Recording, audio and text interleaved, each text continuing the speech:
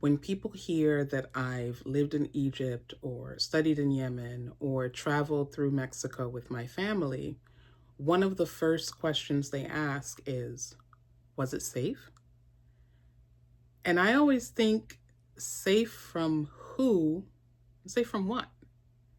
In this video, I want to talk honestly about safety abroad and media narratives and what I've actually experienced as a person who's been to some places that people are told to fear. So I want to bring up a few examples from my travels to kind of highlight this issue with safety and what it means. I'm going to start with Egypt. The media story about Egypt is that it's post-Arab Spring country. It's had a few coups. There's chaos. There's danger. There's instability. Street harassment is an everyday occurrence, and it's just unsafe. And I see the threads and nuggets of truth there or reality there, and I would never deny or shy away from that. But I perhaps can complicate it a little. I lived in Egypt, and I lived in an Egyptian neighborhood with an Egyptian roommate on an Egyptian street. Now, looking how I look, people didn't think I was American. They assumed I was Sudanese. So I was not targeted for anti-American sentiment. And so when we think about protests, instability, chaos, danger, and violence erupting, a lot of the media portrayals at the time that I was there were about Americans getting caught up in some of that. But that was never an issue for me because that's not how I read to people. But safety was indeed an issue, more so for being a woman.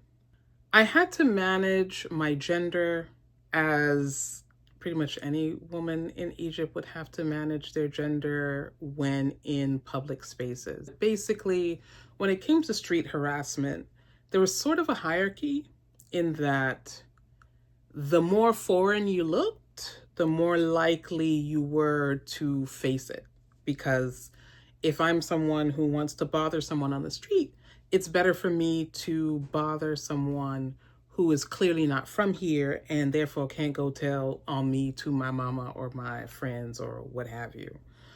And so looking like a Sudanese person put me somewhere in the middle, I would say.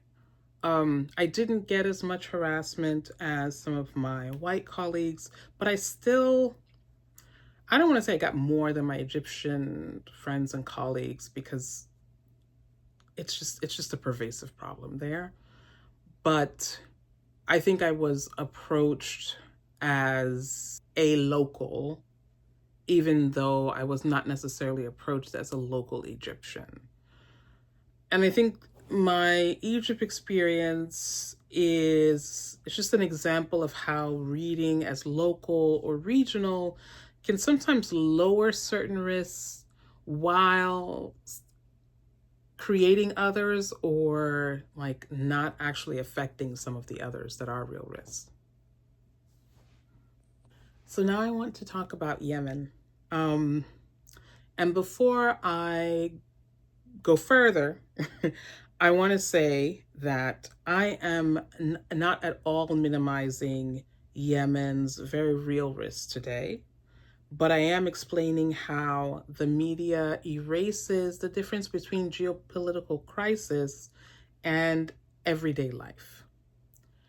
So the media depiction of Yemen is one of a nation in civil war, one either at risk for famine or in famine, a place that is off limits, that is completely dangerous. My experience with Yemen, I was there quite some time ago before the civil war broke out, but it was still sort of unstable at the time that I went.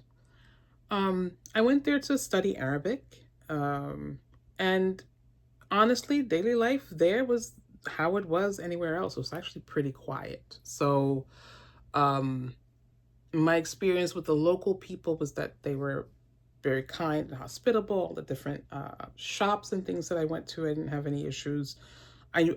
People couldn't figure out my nationality. Either they would ask, or kids would like yell Somalia or some other random African nationality in the streets.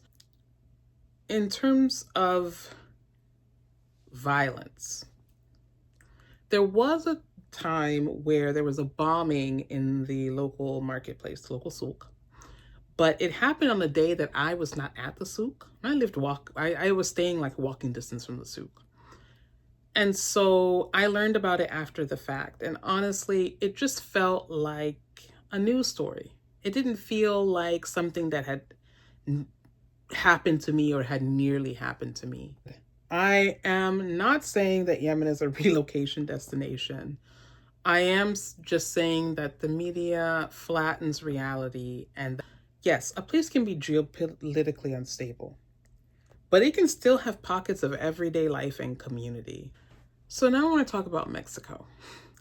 And the media portrayals of Mexico are cartels, kidnappings, and danger around every corner because of cartels and kidnappings, except if you go to a resort. So I have traveled with my family to non-resort locations. We've been to Tijuana, Rosarito, been to Querétaro, been to San Miguel de Allende. And it was pretty ordinary life. We got groceries, we cooked, we rented a car, we went to malls, and drove through neighborhoods. And I want to just talk about one time where I was scared in Mexico. So I got lost in Querétaro. I was en route to returning my rental car and ended up in a more economically disadvantaged part of town. And I say more economically disadvantaged just because I could see that the quality of the houses was lower. Was not as fresh as or chic as some of the other parts of town that I'd been in, and because the roads were markedly rougher. In fact, in some places they were pretty much dirt roads. I was frantic and my heart was beating fast because I was lost, not because I feared that the people in this neighborhood were going to do anything to me. I mean, should I have been scared? I don't know. I don't really see why. I was just more preoccupied with the fact that I had no idea where I was. So, I mean, did I get out of the car and go around greeting everybody? No. I was a stranger in their neighborhood. I let GPS recalibrate and I drove off. That is the scariest thing that happened to me in Mexico. So I think what my Mexico experience highlights for me is that we often understand regional risk or local risk in the context of our own countries, maybe even our own cities or states, but we don't extend that same nuance to other countries. So I wasn't hanging out with cartels. I went to Mexico to vacation there with my family, to experience the culture there. And so we ended up doing just what normal families do. So how should you evaluate safety?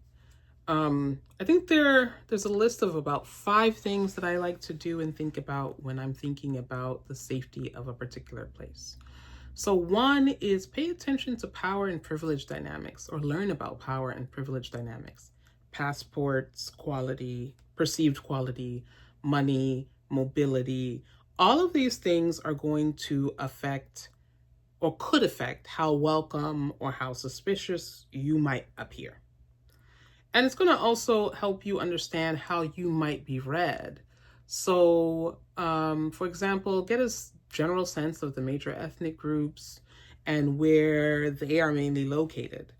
Before I went to Yemen, I read up on the Black community there, and I knew that most of them would be in Sana'a, the capital, which is where I was. I did think I might get confused for one, but I did not. I was not. But I knew they were there. That was still helpful for me. 2, I'd say find stories of people who have lived there. If you can't, then of people who have visited there. But um, it's always helpful to hear from people who have navigated work, school, housing, bureaucracy, relationships, etc. in the place, because they're going to have a longer term perspective and may have some nuggets that are even more helpful for you. Three, I would say, is look for routines, schools, markets, families. Where are all these things located and what do they look like? Are the safest ones the ones that are gated communities? Are they self-contained? Are they next to each other? That's going to give you a good sense of, okay, if I come to this place, whether it's for a short or longer term visit, how much area do I actually have? Is it going to be one of those places where I'm pretty much locked in and I can't go outside anywhere? Or is it somewhere where, 3 a.m. I'm coming back from the club and I can move freely?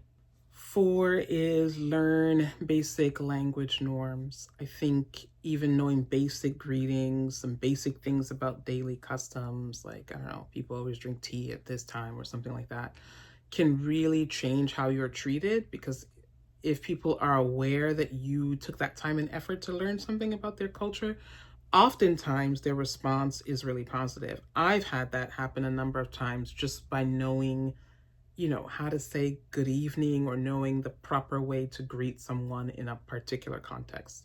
I've seen people's eyes light up from little gestures like that. And so I think that that's also another way that's helpful in assuring in both in terms of enriching your cultural experience, but it can help on the safety side too.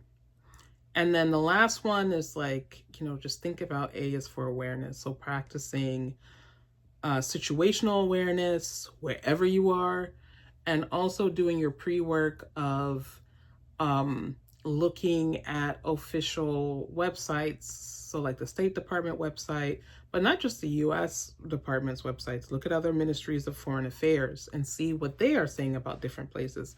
What are the Canadians saying about going here? What are the French saying about going there? What are the British saying? All of that's going to give you a wider picture of what to expect and will help you make the calculation about whether or not this place is worth visiting, is worth considering on your move abroad list, etc.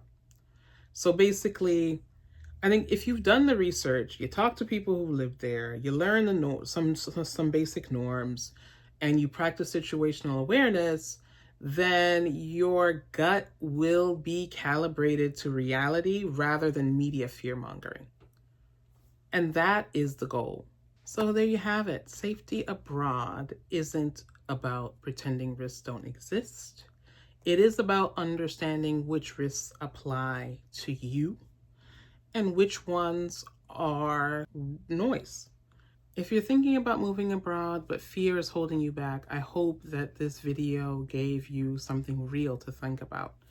I'd love to hear about your experiences with feeling safer abroad than you expected, or unsafer or more unsafe than you expected in the comments. If you have particular safety rules to live by that you think would be helpful to share, I'd love to hear that too. Thank you for watching. I'll see you next time.